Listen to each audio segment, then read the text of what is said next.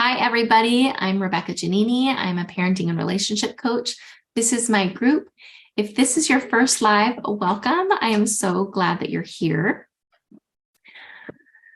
I go live every single week and I talk about everything to do with families, relationships, communication, creating the lives and relationships of your dreams. So if you are here, if you have found this group, welcome. I'm so glad you're here. And we have so much to talk about. There are so many resources in this group. You will see Christina, who helps me run this group. She will post things, the resources that we have for you. She will get you videos on topics that are of interest to you. She will help you understand the next steps to working with me. She is the queen. I love her. She helps me with so many things in this group. So if you need help, reach out to Christina. I know a lot of you are already in Messenger with her. So continue that conversation. She will be the one who gets you all of the resources that you need. Tonight, we are talking about yelling and shame. Okay, so literally right before this, we were talking about yelling and shutting down and the patterns that we have, why we yell, what happens as we're yelling, and so this is the perfect topic to follow up with some of my client sessions today. So first of all, if you are yelling, I just want to say to you, I am sorry. I am sorry that you are feeling powerless in your relationships. I am sorry that yelling is the way that you know how to get your needs met and that you deserve your needs to be met, but so do the people in your family. And that's what we're doing. That's what we're going to figure out how to do tonight. And we have so many more resources on this, but you deserve to be treated with kindness. You deserve to have your boundaries respected, and so does everybody in your family. So one of the things that we talk about here are the 4 principles. The 4 principles for healthy relationships. And we have hand signals for these because we teach them to kids too. So the 4 principles are as follows. Everybody deserves to be listened to when they're struggling. Everybody deserves to be spoken to with respect, even when the speaker's upset. Everybody deserves their body safety, and everybody deserves their boundaries to be respected. So yelling violates the 2nd principle, that everybody deserves to be spoken to with respect, even when the speaker's upset. Now, usually when we are violating that boundary, when we are not speaking to people respectfully or we're speaking to people disrespectfully, usually that's as a result of us, one of the other principles being violated. So somebody's not respecting our boundaries or our body safety, or they're not listening to us. And so oftentimes when we're yelling, when we are so escalated that we're yelling, it means that the things that we've tried before aren't working. We don't know how to get that person's attention. We don't know how to get our needs met. So we channel our anger. We get big and strong. We get big and loud. And we say, I will make you listen to me. I will make you hear me.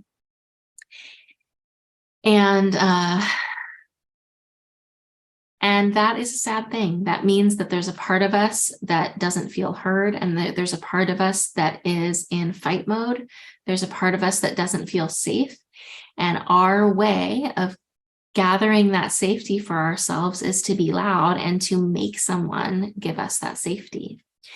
And so a lot of what you're going to be hearing about in this group and throughout your work with me will be about reparenting yourself and creating that sense of safety internally so that you can offer safety to others, and so that you can get your needs met.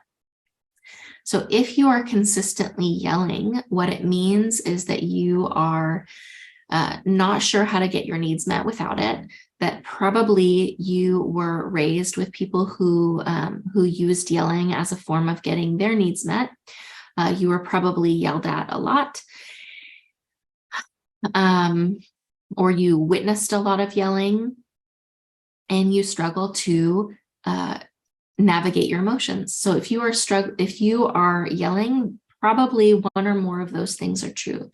So what that means is that we need to start working on some skills so that those things are no longer true, so that you can navigate your feelings and speak to people with respect, even when you're upset, so that you can get your needs met in a meaningful way, and so that you can honor your own boundaries and make sure that you know how to name and enforce your boundaries in a meaningful way. So let's talk a little bit about the shame connection. The shame connection is really important, whether we're talking about yelling or whether we're talking about any of our other coping mechanisms that we engage in when we're struggling. So getting big, getting loud is a coping mechanism, right? Also can be a trauma response, right? So we have, I don't want to skip around too much tonight, but we have a couple of ways that we cope. Basically, if you're yelling, you're going to be in fight mode. There's a fight, flight, fawn, or freeze. And so if you're yelling a lot, you're probably somebody who gravitates toward fight mode, right? So something's making me feel unsafe, and I get big, I get loud, I get mean, and I will make you listen to me. I will make you keep me safe. So, but other people are going to be in fawn mode, or other people might be in freeze mode, or other people might be in flight.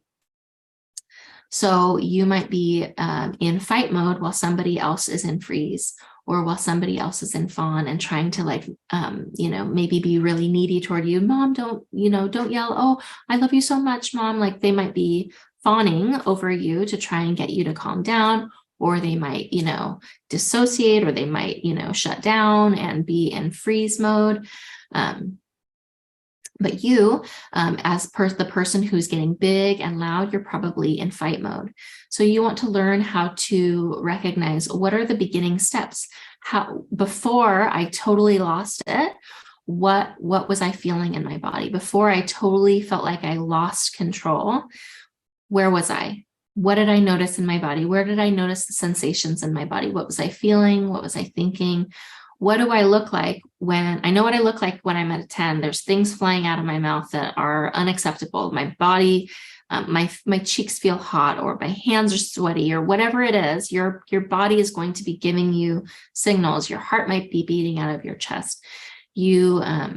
Your body's giving you signals when you are at a 10, but your body's also giving you signals when you're at a 5. Your body's also giving you signals when you're at a 2, but you might not notice them until you're at like a 9 or a 10, or you might not notice them until you're at a 7. So one of the things that you want to do is recognize what signals your body is giving you. And I'm realizing that we didn't get to the shame, which I want to talk about that shame connection. So we want to, I know why I got off track, because I was talking about the different coping mechanisms. So we tend to make ourselves feel better. We tend to make ourselves feel safe by coping, right? And so we have the 4 different ways that people tend to cope, right? Where the shame comes in is that we know we shouldn't be yelling at someone. We know it's not okay to raise our voices to someone. We know it's not okay to stonewall. We know it's not okay to give someone the silent treatment. And yet here we are repeating those things over and over and over. And this is where the shame tends to come in. And the reason why shame comes in is because people conflate, they mix up awareness and ability. And so awareness and ability are 2 very, very different things. But in our mind, if I know I shouldn't be yelling at you and I keep yelling at you, it means there's something wrong with me. If I know I shouldn't be stonewalling you and giving you the silent treatment, and here I am doing it again and again and again, I know that that's not okay, but here I am doing it. And so there's something not okay about me. Now, this is the way that our brain makes sense of it, but that is not true. when we continually are navigating patterns that are really, really harmful to us and really harmful to the ones that we care about, and we know we're not supposed to be doing it, we think that that means there's something wrong with us. What happens is we begin attaching behavior problems to our character. So this thing I do becomes this person I am. And this is one of the most painful things that keeps us stuck in our negative coping mechanisms. It keeps us stuck harming other people, and it keeps us stuck in those behaviors because we begin to have these things as a mantra. I'm a bad person. I hurt people I care about. See, no matter how many times I try, I always do the wrong thing. I always blow it. We have these, it basically reinforces these thoughts that keep us stuck. And our brain and our body likes to keep us doing things that are safe and familiar. And even if something is really toxic, even if something is really harmful and we really don't like the outcome of it, if it's familiar to us, we'll keep choosing that in order to keep ourselves safe, because new things are scarier than familiar things. So if you keep repeating this cycle of I get really mad, I explode, I get big, I get loud, I yell at you, and then I feel deep shame about it, I muscle it out, I try really hard, I shut down my feelings until I can't anymore, and then I yell and I lose it, or then I stonewall, or then I give you the silent treatment, or then I whatever, seek to please you if I'm people pleaser, right? If you're in fawn, you're going to people please. If you keep going back and forth between these negative coping mechanisms, and this is true for all of your negative coping mechanisms, if you go to these negative coping mechanisms, then you feel shame, negative coping mechanisms, then shame. The problem is not that you're a bad person. The problem is not that you are just someone who can't communicate well. The problem is that you are stuck in stage 2 of the stages of a skill, which means you are aware of the problem, but you have no ability.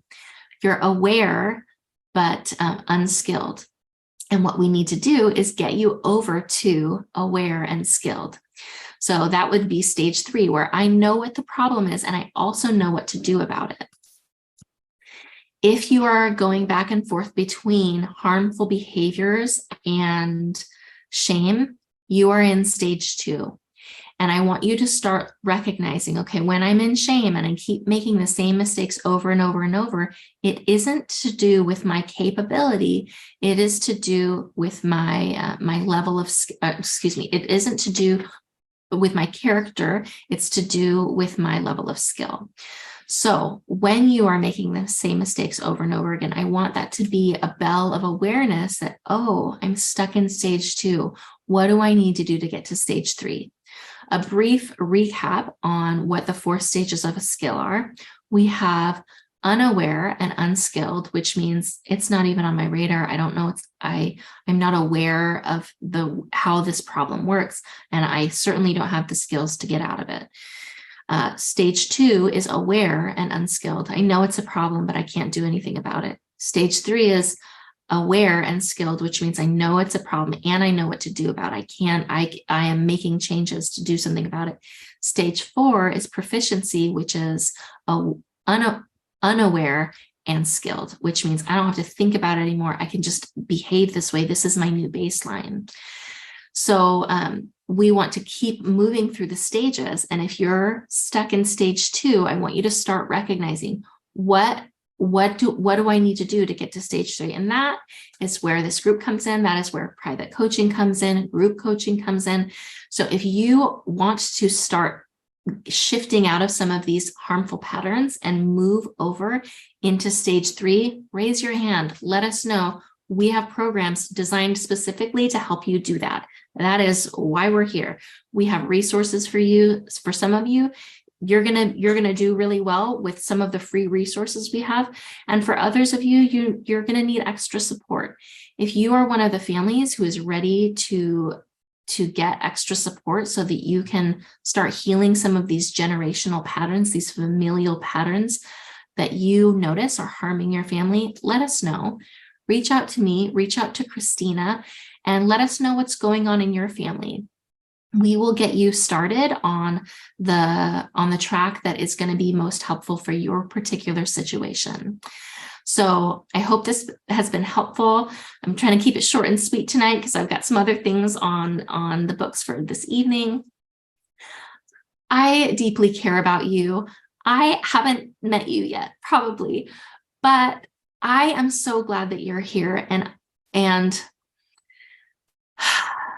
I want you to know that the things that you are stuck in, they are not to do with who you are. The patterns that keep you stuck, they're just things that you learned. They're just things that you learned how to do. They're ways that you learned to keep yourself safe. And you deserve safety in ways that don't harm others. You deserve safety, and you can develop that safety and heal those generational patterns so that you don't pass them on to your kids. So I love you. Please be gentle to yourself. There is so much healing available for you and for your family. So I'm so excited that you're here. Let us know, reach out to me, let us know what you're struggling with, and we will help you get started on the track that is right for you. Big hugs, and I will see you in the group. Have a good night.